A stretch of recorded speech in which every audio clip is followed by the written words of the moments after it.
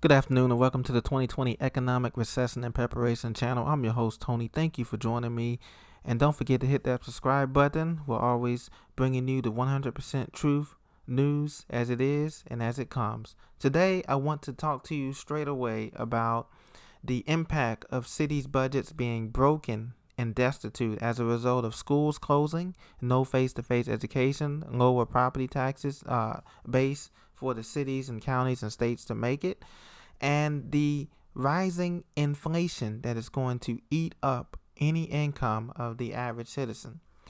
First of all, some of the smaller cities, or mainly larger cities too as well, with the cancellation of various college sports programs that rely on these college football towns, the big Ohio State universities, the big Michigans, the big Florida States, or the big Stanford, California, UCLA, Nebraska's. All of these big football programs have decided to cancel their season.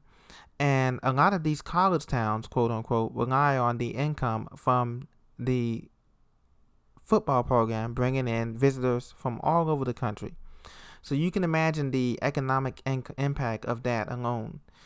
We're not going to count the impact of schools closing where teachers cannot get the adequate learning instruction. Virtual learning instruction is okay, but there's nothing that replaces the face-to-face learning instruction to be able to see if the child actually gets the concepts that you are promoting to them and are not just going along with the flow because this is what they're required to do by their parents.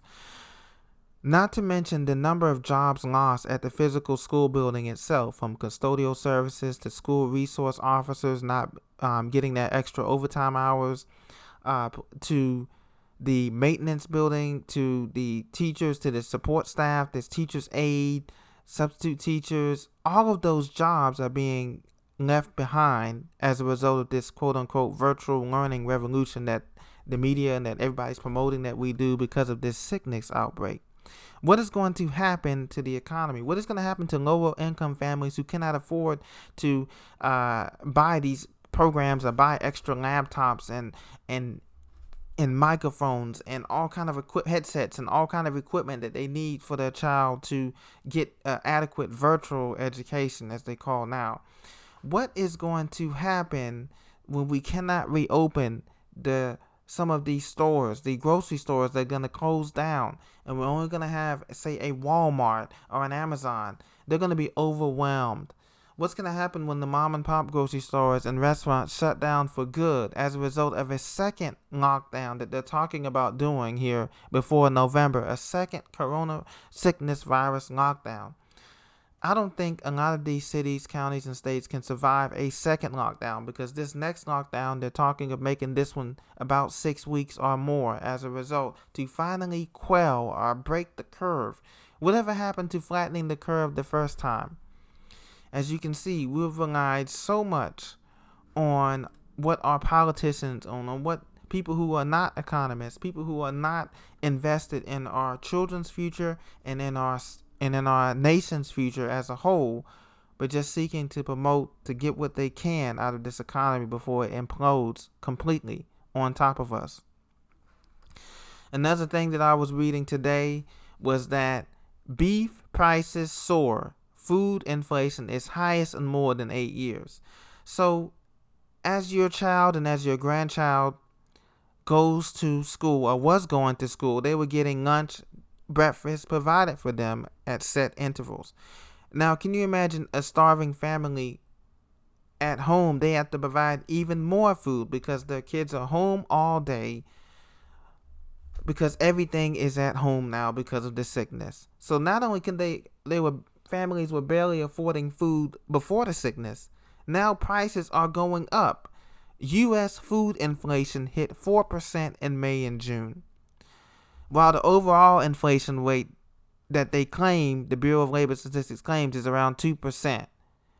That's not true, because the inflation index, the CPI, the consumer price index they use, do not include food and energy costs, which have been soaring this winter time coming up in these major cities like Chicago and Houston, New York, Philadelphia, Boston, DC, They're going to experience extreme heating cost bills as a result, because we're going into an extreme winter.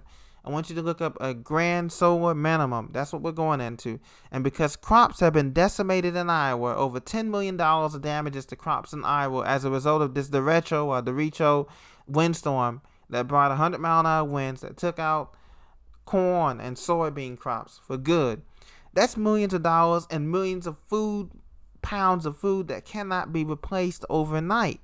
And remember, the Chinese trade deal is absolutely off the table. As a matter of fact, the president has said he wants to ban more Chinese companies and corporations like Alibaba, the supplier network that supplies a lot of these American companies with shipping needs.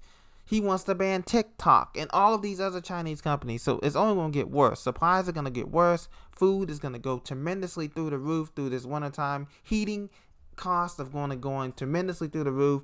And cities are going to be broke. And as a result, they're going to try to squeeze blood from a turnip. So what does that mean for you and I? They're going to reinstall traffic cameras to get more money and more tickets on bogus claims. They're going to reinstall penny taxes under the guise of improving highway streets and neighborhoods, improvement districts and capital improvement districts. They're going to raise taxes on the little guy, on us, on everything, on the average American worker to try to make up for the shortfall. But it's not going to be enough, because the tidal wave of bankruptcies, the tidal wave of store closures has already flooded the market. We are heading toward a snowball. We are already heading toward depressionary-like numbers in these cities.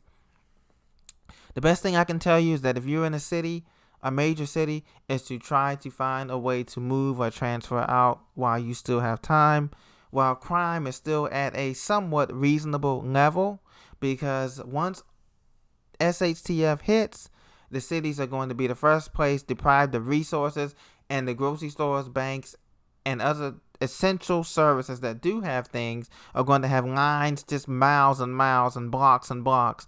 So it's best that you work on your evacuation plan from these major cities right now, because do not wait until the government comes on and says we're going to have to shut down grocery stores, banks, under the guise of the sickness, and other critical infrastructure, gasoline, gas, and everywhere, because they can do that. And they are looking toward doing that. As we know, this sickness is going to be on here for the next 1 to 2 years at a minimum, because that's how long it takes to even get a vaccine that's not even going to be 100% effective anyway. So, my friends, continue to prepare. And the best way to do that is to be self-sufficient. Start stocking up on food, water, clothes, medicine. Start stocking up on an evacuation plan, flashlights, communications, two-way radios, ham radios, walkie-talkies if you can, because we're not going to be able to get these things after the next 6 months, okay? The supply shock shortage is still here with us. I'm sure you've gone into many grocery stores and seen some empty shelves, or seen a sign that says, due to limited supply issues or due to production issues, we are no longer offering such and such product. You must get this product. Or you've been to the grocery store and you found out that they limited you to only 1 or 2 of an item. What if you need more than that? How are we going to survive? And it's the same thing with this economy. This economy is going through a cash liquidity crisis, a real money crisis. Once credit dries up in these big cities, all the services stop. We're talking about garbage and trash services. We're talking about water services. We're talking about food services, and all of the community programs that help us out every single year is going to go by the wayside. No matter who's in office or gets in office or stays in office this November, we are looking at dire times for the Western world and the world itself in general. And so I would encourage you the importance of cooking your own food at home. Even if you have the opportunity to eat out or to get takeout, learn how to cook your own food at home. Start getting durable foods, stuff that lasts a long time, that you can be able to cook to help manage this inflation that we're going to be seeing take reign beginning in October and November. So, as the stock market continues to reign at the record levels, unemployment remains historically high. We're still at 11%. It hasn't been this high in nearly 4 decades. Daily life has been disrupted and will never return to the same. There is no V-shaped recovery, and the only recovery that we're going to get is the recovery in our minds and hearts, to build up our spirit, to build up ourselves, and to build up our families with what we know, because the government, the cavalry, is not coming to save us. They're not coming to save these large cities either. There is going to be a complete transformation, a complete revolution of people leaving the cities and going back to the simple life, back to the rural life, back to the hinterlands, and leaving desolate cities like Chicago, LA, New York, DC, Houston, Boston behind in the dust. So, ladies and gentlemen, continue to get prepared. Let me know in the comments if what you've been seeing in your area. If you have any questions or concerns, please leave those in the comments, and tell everyone you know to please subscribe to this channel. We have the 100% news, unfiltered truth. Thank you very much. Have a great day.